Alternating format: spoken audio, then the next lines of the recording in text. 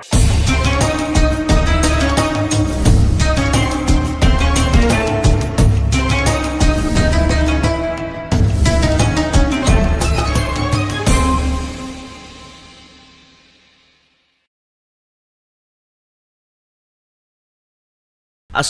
warahmatullahi wabarakatuh. Selamat datang di podcast Ngeteh Anget, ngobrol enteng humoris antar generasi terjalin. Salam penikmat Ngeteh Anget. Alhamdulillah, kesempatan hari ini Allah Subhanahu wa taala telah memberikan kesempatan buat kita untuk melaksanakan ibadah puasa dengan sebaik mungkin dan penuh semangat luar biasa. Alhamdulillahirabbil alamin. Salawat dan salam tak lupa kita haturkan kepada junjungan kita Nabi Agung Muhammad sallallahu alaihi wasallam. Semoga kita mendapat syafaatnya di yaumul akhir nanti. Amin amin ya rabbal alamin. Dan hari ini podcast spesial Ramadan Ngeteh Anget hadir kembali dalam menemani waktu menjelang berbuka puasa Anda. Dan hari ini podcast Ngeteh Anget spesial Ramadan menghadirkan salah satu guru agama di SMK Ma'arif NU Bobotcari. Siapa beliau? Beliau adalah Ustadzah Siti Ummu Kulsum. Mari kita sapa beliau, kita tanya alamatnya di mana dan apa kesibukannya.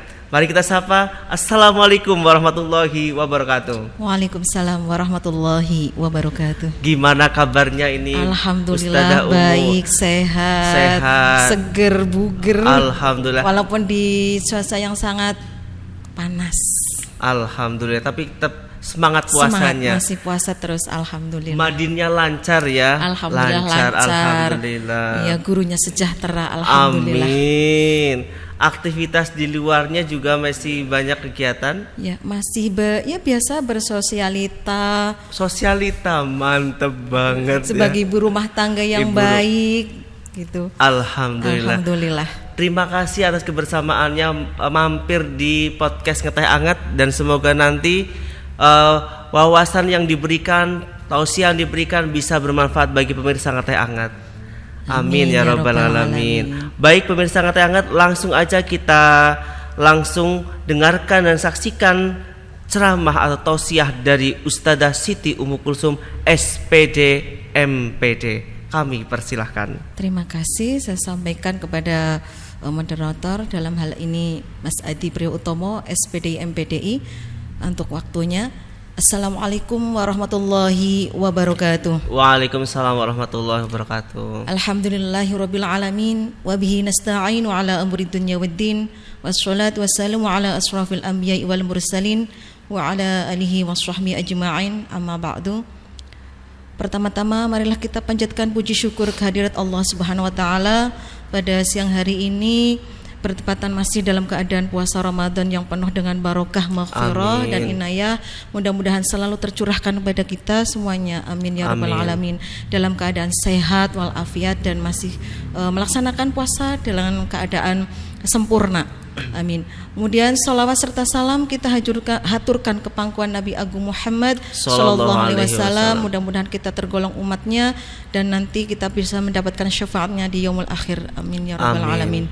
Pada kesempatan kali ini di acara Ngeteh Anget podcast ada sebuah tema, yaitu spirit Ramadan untuk meningkatkan kepekaan sosial. Apa itu spirit tentang Ramadan? Di mana spirit itu adalah sebuah semangat dari Ramadan yang lalu, Ramadan yang sekarang bisa menjumpai lagi, maka kita harus lebih meningkatkan lagi spiritnya atau semangatnya lagi.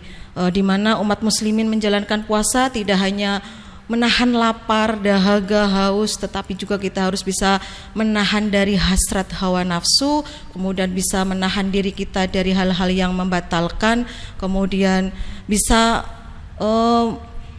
mengerem atau ibaratnya itu bisa menahan diri kita untuk tidak menggosip atau berghibah itu. Apalagi dengan modernisasi globalisasi pada saat ini, kita itu diramaikan dengan adanya berbagai media sosial, kemudian aplikasi-aplikasi yang sangat rentan sekali untuk menuju kita kepada hal-hal yang tidak bermanfaat. Maka ketika kita menuju di bulan Ramadan ini kita hendaknya bisa selektif dalam memilih tayangan-tayangan yang bisa bermanfaat untuk kita baca, kemudian kita share, kemudian kita nikmati, sehingga nanti ibadah kita tidak rusak dengan gara-gara adanya media sosial tersebut. Dalam spirit Ramadan kali ini hendaknya kita itu bisa menuju kepada spirit yang lebih dan lebih lagi untuk meningkatkan iman dan takwa kita kepada Allah Subhanahu wa taala, supaya di bulan Ramadan ini kita itu mendapatkan maghfirah dari Allah Subhanahu wa taala, yaitu kita bisa meningkatkan spirit kita. Yang pertama adalah spirit untuk bisa membuang atau bisa menghilangkan hal-hal atau pekerjaan yang tidak berfaedah atau tidak bermanfaat.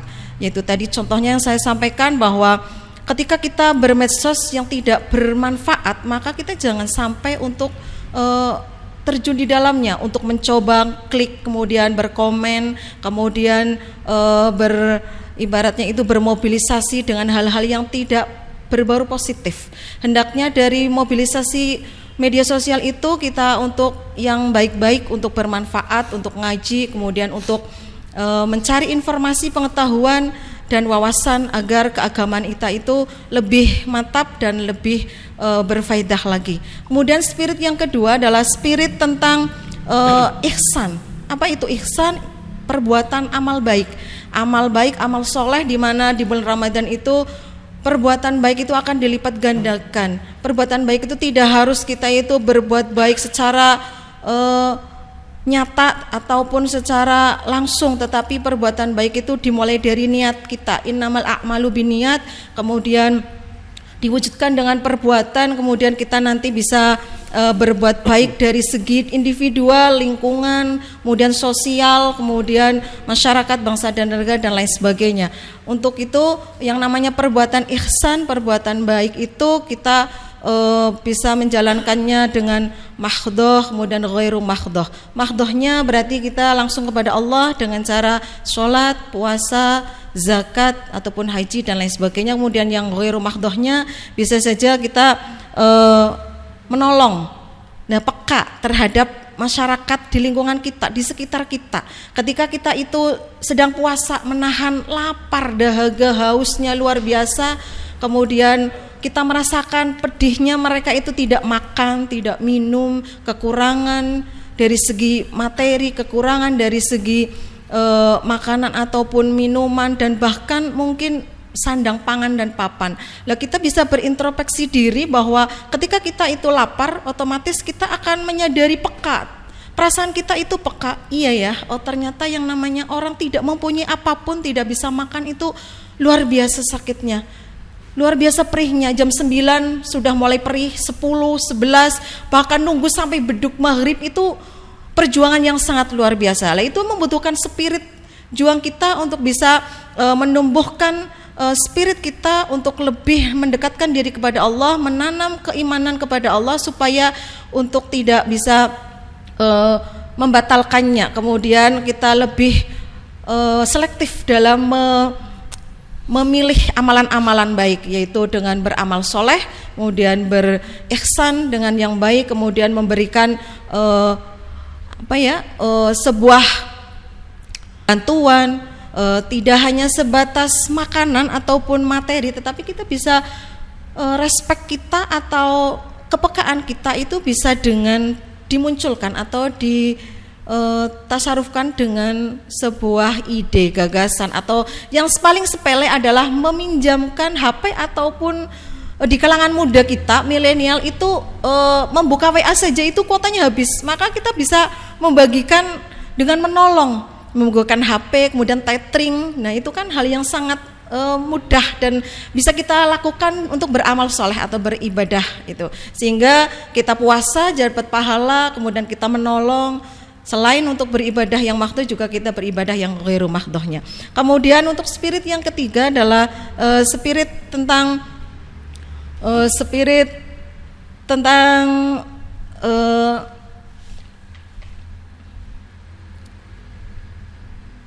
melaksanakan ibadah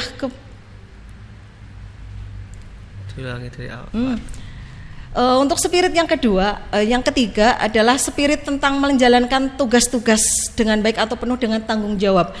Rasa tanggung jawab itu bisa kita laksanakan manakala tidak hanya di bulan-bulan yang lain selain bulan Ramadan, tetapi di bulan Ramadan ini tentunya kita lebih meningkatkan spirit kita dengan lebih bertanggung jawab lagi dengan tugas-tugas yang kita lakukan. Puasa itu tidak hanya untuk menahan lapar kemudian tidur ya dari pagi habis subuh sampai menjelang maghrib hanya tidur malas saja, tetapi tidak. Tetapi kita harus spiritnya lebih dibangun lagi untuk lebih berkreativitas, beraktivitas sesuai dengan apa yang kita kerjakan di siang hari sampai menjelang sore. Aktivitas kita mengajar, tani, kemudian bekerja sesuai dengan bidangnya masing-masing, semuanya akan beraktivitas. Kita tetap bekerja, kemudian puasa tetap jalan, kemudian amalan-amalan ibadah yang lainnya pun tetap jalan, sehingga spirit kita lebih dibangun untuk lebih meningkatkan taraf ibadah kita di bulan Ramadan itu lebih sempurna. Kemudian spirit yang keempat adalah spirit tentang melaksanakan mujahadah atau yang disebut dengan amalan-amalan malamnya, amalan-amalan ibadah yang lain yang dilaksanakan rutinitas di bulan Ramadan. Biasanya kita itu tarawih, kemudian tadarus Al-Quran, kemudian bisa dilakukan dengan kajian-kajian Islami, kemudian majelis taklim, kemudian pengajian-pengajian ibu-ibu muslimat, fatayat dan lain sebagainya, ataupun kajian-kajian Islami yang berkaitan dengan keilmuan agama di daerah-daerah tertentu ataupun di majelis-majelis taklim, kemudian di TPQ, di Madin dan lain sebagainya. Itu salah satu amalan dalam artian mujahadah kita.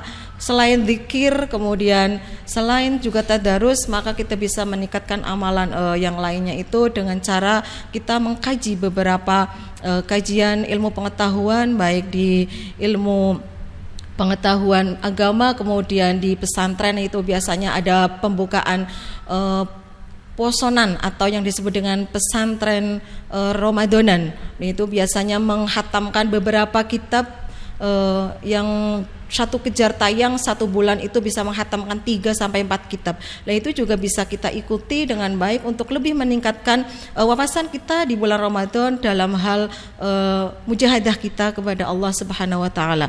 Kemudian yang terakhir adalah spirit kita yang terakhir ini berkaitan dengan at-ta'awun atau tolong menolong. Tolong menolong itu erat kaitannya dengan spirit atau kepekaan kita di bulan Ramadan terhadap saudara-saudara kita yang kekurangan, sehingga kita lebih meningkatkan lagi yang namanya rasa cinta kasih sesama dengan bersosialisasi dan bisa bersosial atau tangan atas lebih baik daripada tangan di bawah. Kemudian mentasarufkan harta kita untuk lebih bermanfaat lagi kepada masyarakat, kepada saudara kita. Tidak hanya untuk memberikan makan kepada keluarga kita, terutama karena di bulan Ramadan biasanya yang namanya bulan spesial itu dari sahur menjelang sampai buka puasa itu semuanya akan disiapkan secara spesial di mana dari segi menunya, dari segi perlakuannya, dari segi kita menyiapkan waktu beribadah, semuanya itu serba spesial. Nah, di spesial itu maka kita hendaknya tidak boleh melupakan di sekitar kita. Dia tidak boleh lalai terhadap sekitar kita, sehingga at-ta'awun tolong menolong ini hendaknya kita realisasikan untuk saudara-saudara kita yang tidak mampu. Kita berikan makan atau kita berikan sedekah dengan berbagi takjil, kemudian berbagi kalau di desa itu habis tarawehan itu pasti ada jaburan namanya, sehingga itu akan menarik sekali syiar kita kepada masyarakat yang belum tahu dan belum mau untuk mau ke masjid, meningkatkan taraf ibadahnya, meningkatkan potensi ibadahnya, sehingga mereka itu tergugah hatinya untuk bisa mau ke masjid, kemudian bisa mengikuti kegiatan tarawih, tadarus lebih lancar lagi, kemudian lebih banyak lagi, dan syiar kita di masjid itu lebih menggema ketika di bulan Ramadan begitu. Kemudian sebagaimana ketika kita itu memberikan makan kepada fakir miskin, kemudian saudara-saudara kita tidak mampu, itu termasuk salah satu ibadah kita, sehingga kita akan lebih meningkatkan rasa syukur kita kepada Allah Subhanahu wa taala. Karena dengan syukur apa yang telah diberikan oleh Allah itu kita akan menjadi lebih lagi, bertambah-tambah lagi. Allah tambahkan nikmatnya. La in syakartum la azidannakum wa la in kafartum inna adzabi lasyadid. Ketika kita bersyukur kepada Allah, maka Allah akan menambahkan semua nikmat-nikmatnya kepada kita semuanya. Sehingga ketika kita melihat saudara kita yang masih kekurangan, kemudian ada musibah banjir, musibah bencana, maka kita donasikan sedikit dari kita untuk lebih meringankan beban mereka. Kemudian dalam hal itu masih kaitannya dengan Quran surat Al-Baqarah ayat 148, yaitu berkaitan dengan fastabiqul khairat. Ini ada kaitannya karena apa? Berarti kita masih bisa berlomba-lomba dalam hal kebaikan. Itu diterangkan dalam Al-Baqarah ayat 148. Allah berfirman, walikulli wijhatun huwa muwalliha fastabiqul khairat aina takunu ya'ti bikumullahu jami'a innallaha ala kulli syai'in qadir. Dan setiap umat mempunyai kiblat yang dia menghadap kepadanya, maka berlomba-lombalah kamu dalam kebaikan. Di mana saja kamu berada, pasti Allah akan mengumpulkan kamu semuanya. Sungguh Allah Maha Kuasa atas segala sesuatu.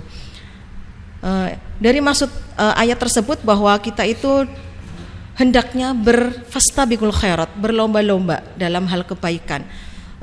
Ada yang memberikan hartanya dengan caranya sendiri-sendiri, bisa saja dengan tenaganya, dengan idenya, dengan harta yang berlimpah ruah diberikan kepada mereka dengan cara yang sembunyi-sembunyi ataupun terang-terangan, dan lain sebagainya. Yang penting niatnya tulus untuk membantu dan berfastabiqul khairat. Kemudian dalam peningkatan kepekaan sosial kita juga bisa memberikan sedikit harta kita di bulan Ramadan, yaitu dengan menyempurnakannya, yaitu dengan memberikan zakatul fitrah. Di mana zakat fitrah itu hukumnya wajib bagi kaum muslimin mukallaf, kemudian diberikan di bulan Ramadan karena itu adalah bentuk penyucian diri kita kepada Allah, di mana ketika umat muslim berpuasa maka hendaknya menyempurnakannya dengan mengeluarkan zakat, maka dia akan nanti disucikan lagi seperti bayi yang baru lahir atau fitrah, kembali fitrah. Kemudian dengan zakat itu maka akan meminimalisir yang namanya kemiskinan yang ada di sekitar kita, saudara muslim kita itu terhindari dari kemiskinan itu ataupun kekurangan, ya, sehingga meminimalisir atau minim sekali. Karena apa? Zakat itu diberikan walaupun 1 tahun sekali untuk kaum muslimin, diberikan kepada yang haknya, yaitu ada 8 menurut kitab dari Bidayatul Mujtahid, yaitu yang pertama adalah fakir, yang kedua miskin, kemudian mu'allaf, kemudian budak, kemudian ibnu sabil, kemudian mu'allaf tadi, kemudian orang yang mengumpulkan zakat atau mengelola zakat, yaitu amil, kemudian fisabilillah. Nah itu diantaranya itu. Kemudian dari 8 itu maka kita bisa meringankan beban-beban mereka dan mensejahterakan mereka dari zakat-zakat yang kita keluarkan, sehingga nanti puasa kita itu tidak digantung bainas sama'i wal ardh, ya, sehingga sudah langsung ke hadapan Allah dan nanti akan diberikan ganjarannya ketika kita di yaumul akhir nanti dan dalam hisab Allah. Mudah-mudahan kita diterima amal ibadah kita di bulan Ramadan semuanya dan mendapatkan pahala yang setimpal dari apa yang kita kerjakan di bulan suci Ramadan ini. Nah, sekian dari paparan tentang spirit Ramadan, tentang kepekaan kita terhadap sosial atau terhadap lingkungan kita. Mudah-mudahan bermanfaat. Apabila ada kata-kata yang kurang berkenan, saya pribadi mohon maaf yang sebesar-besarnya. Wabillahi taufik wal hidayah. Wassalamualaikum warahmatullahi wabarakatuh. Waalaikumsalam warahmatullahi wabarakatuh.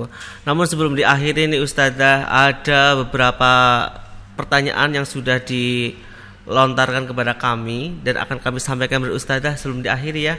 Okay. Ini ada pertanyaan, apa sih yang dimaksud dengan kepekaan sosial itu sendiri? Kepekaan itu respect, ya, atau peka kita, hati kita tergugah untuk bisa melihat keadaan orang lain yang kaitannya ini adalah sosial kita atau yang disebut dengan kita senang mereka susah, sehingga kita itu bisa respect diri kita, jiwa kita, raga kita untuk bisa melihat dan merasakan betapa mereka itu susahnya dalam menjalani kehidupan, untuk makan saja kurang, kemudian hidup saja susah, tidak berpenghasilan dan lain sebagainya. Itu yang disebut dengan respect kita terhadap kepekaan sosial, sehingga kita itu lebih peka.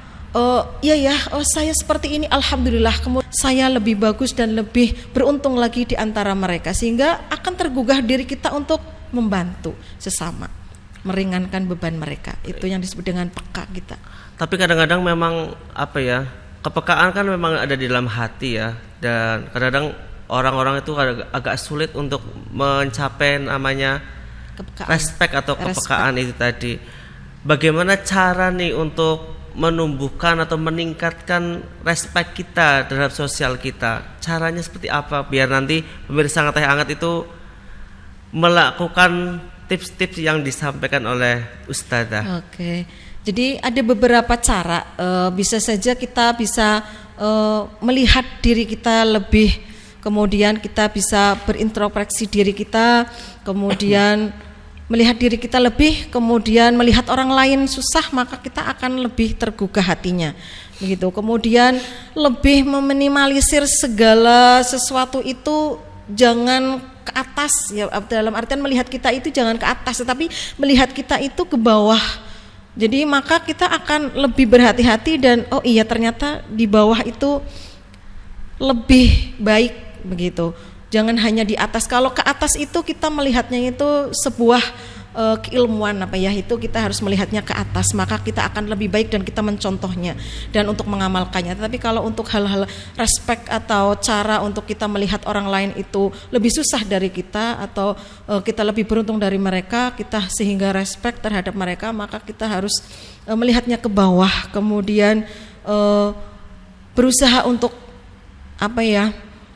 memotivasi diri kita bahwa diri kita itu alhamdulillah, begitu. Kemudian tips-tipsnya lagi ya, kita lebih melihat informasi atau berita yang berada di tayangan media sosial kita yang positif-positif, kemudian dari media TV mungkin bisa, kemudian sosialita kita bisa, kita sehingga akan lebih bersyukur lagi, sehingga kita akan tergugah, saya akan membantu, saya akan begitu. Kemudian di lingkungan sosial kita, dari kalangan mungkin ibu-ibu, itu bisa memberikan sebuah pergaulan yang positif, dari segi arisan, dari segi perkumpulan ibu-ibu, dari segi perkumpulan remaja, kemudian anak-anak muda milenialnya, kita bisa belajar untuk berdonasi sedikit dari kita.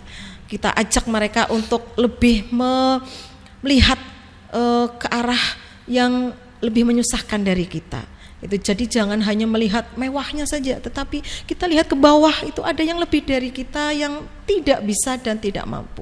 Itu sehingga kita harus banyak belajar, merenung, kemudian bersyukur, itu yang paling penting. Ya, berarti ini untuk pemirsa Ngeteh Anget terkait dengan tips untuk membuat kita peka atau respect kepada orang lain atau sosial adalah kita kalau melihat itulah ke bawah ya. Jadi ke bawah keadaan mereka seperti apa dari keadaan yang kita alami. Jangan lihat ke atas yang lebih sukses daripada kita terkait dengan sosial ya. Kalau terkait dengan ilmu baru kita lihat ke atas. Oke, terima kasih Ustadzah.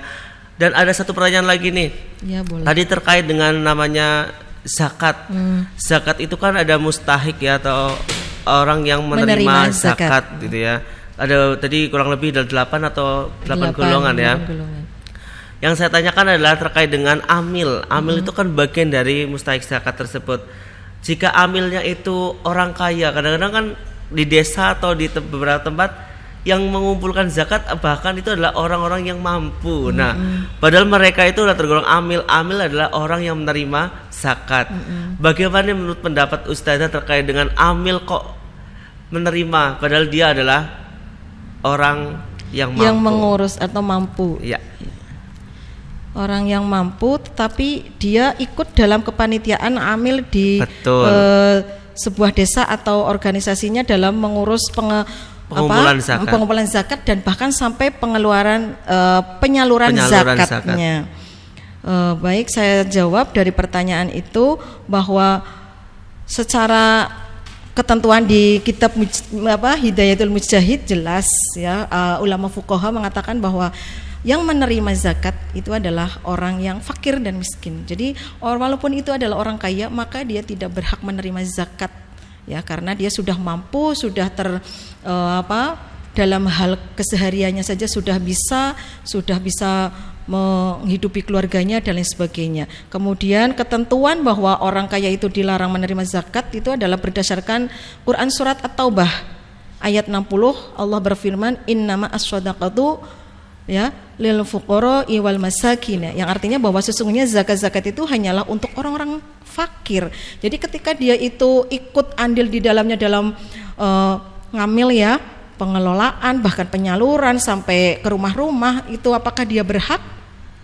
Kalau toh secara dari 8 kategori golongan itu jelas dia dapat, tetapi secara alim ulama atau fuqaha ini mengatakan bahwa dia tidak berhak ya, tidak berhak untuk menerima. Jadi nanti ketika prakteknya di lapangan kita akan kembalikan lagi kepada si orang tersebut ya, si ngamil itu tersebut, apakah dia pantas menerima pembagian zakat itu sesuai dengan kriteria yang sesuai dari 8 tadi. Kemudian dia pantaskah, dia akan merasa sendiri, dia akan pantas sendiri apa enggak, dia akan merasa wong saya sugih kok, wong saya juga di situ saudagar dan saya sudah haji kok, apakah mampu.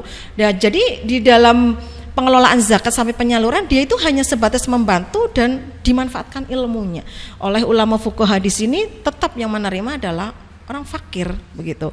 Kemudian kalau secara di dalam kitab Bidayatul Mujtahid di situ adalah tidak halal zakat untuk orang kaya kecuali 5, yakni orang kaya tetapi dia yang berperang pada jalan Allah ya kan, berperang dulu pada zaman Rasulullah SAW itu perang 5, ada perang Badar, perang Khandaq, perang Uhud, perang Hunain dan sebagainya. Kemudian atau yang menjadi amil zakat atau yang mempunyai tanggungan utang atau yang mempunyai tetangga miskin lalu diberikan zakat itu kepadanya, lalu orang miskin itu memberikan zakat kepada orang kaya.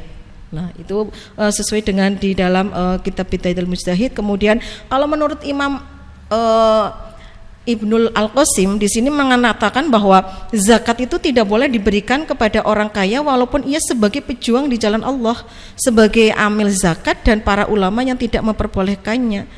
Jadi jawaban ini adalah seperti kias. Jadi para ulama mengkiaskan bahwa orang kaya itu sama sekali tidak boleh atau tidak berhak menerima zakat tersebut. Intinya kalau sesuai dengan alim ulama dan fuqaha atau ulama fikih di situ maka tidak berhak ya, untuk kembali lagi kepada tadi 8 itu pembagian yang berhak, maka sebenarnya secara itu ya mungkin berhak di Risalatus Syam juga diterangkan itu berhak, tetapi kembali lagi kepada kita perbedaan pendapat kemudian diambil yang mana, maka yang benar adalah yang di al-fuqaha itu tadi. Berarti kalau memang amilnya itulah amil yang berkecukupan, maka lebih baik tidak usah. Ya, apakah pantas ketika prakteknya di lapangan? Tapi kalau amilnya tidak orang yang biasa dan kurang, maka silahkan sesuai dengan diambil gitu ya. Dan kemudian kayak kita Ibnu Sabil ya, guru, kemudian guru TPQ, guru ngaji, kemudian para pendidik atau mungkin kesehatan dan sebagainya. Tetapi kalau sekarang yang namanya para pendidik itu sertifikasi, mobilnya banyak, tanahnya ada. Nah, makanya sehingga ketika secara pembagian itu 8 ya dapat, tetapi apakah pantas ketika di lapangan direalisasikan itu berhak? Ya saya rasa tidak berhak ya. Jadi kita mengacu kepada yang Ibnu Al-Qasim itu tadi, ya sepantasnya ketika kita berpeka terhadap sosial maka ya kita lebih baik diberikan kepada yang berhak, yang lebih membutuhkan. Maka tambahkan lagi kepada fakir miskin, jatah kita ke sana tuh begitu. Jatah amilnya diberikan ya, kepada jatah orang amilnya lain kita diberikan. Kita sebagai membantu untuk secara keilmuannya dan pengelolaannya sampai penyalurannya. Oke, sepakat. Terima Sepakat, kasih ya? Luar biasa. Iya, ini sangat di sini juga semangat. para pendidikan semuanya kayaknya sudah sertifikasi PNS. Kan saya rasa Alhamdulillah. Ya alhamdulillahirabbil alamin. Kemudian di luar sana kan mereka juga banyak berusaha atau bahkan bisnis dan lain sebagainya. Ketika mereka juga berkecimpung dalam tokoh masyarakat ya, ilmunya dimanfaatkan, otomatis kan saya rasa tidak sepantasnya untuk menerima itu, ya kan? Lebih baik ditasarufkan lagi kepada yang lebih berhak.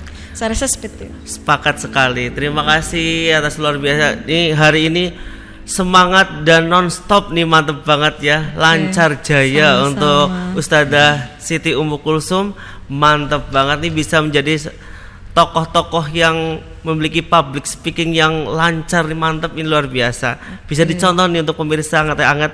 Tausiahnya sangat mantap, berwawasan sangat luas, dan yang pasti adalah memiliki dasar untuk mengucapkannya dan menyampaikannya. Mantap banget, luar biasa. Tepuk tangan luar biasa buat Ustadzah Siti Ummu Kulsum. Dan yang pastinya adalah kami dari podcast Ngeteh Anget mengucapkan terima kasih dari waktu sibuknya diluangkan untuk hadir di sini. Semoga untuk Ustadzah Ummu Kulsum makin lancar madinnya, makin lancar karirnya di SMK Ma'arif Bebosari, dan lancar juga sebagai ibu rumah tangga di rumah, dan pokoknya itu semuanya bahagia ya. Amin, bahagia selalu, semoga, amin ya rabbal alamin. Baik, terima kasih atas kehadiran di sini. Dan pemirsa Ngeteh Anget, demikian kebersamaan hari ini, semoga bermanfaat dan semoga pertemuan ini bisa meningkatkan kepekaan kita kepada sosial kita di masyarakat. Jangan lupa untuk nonton podcast Ngeteh Anget spesial Ramadan setiap hari jam 5 sore hanya di channel YouTube Ngeteh Anget Podcast. Dan juga jangan lupa untuk like, comment, share, dan subscribe Ngeteh Anget Podcast. Saya undur diri, tetap di podcast Ngeteh Anget. Wabillahi taufik wal hidayah. Wassalamualaikum warahmatullahi wabarakatuh.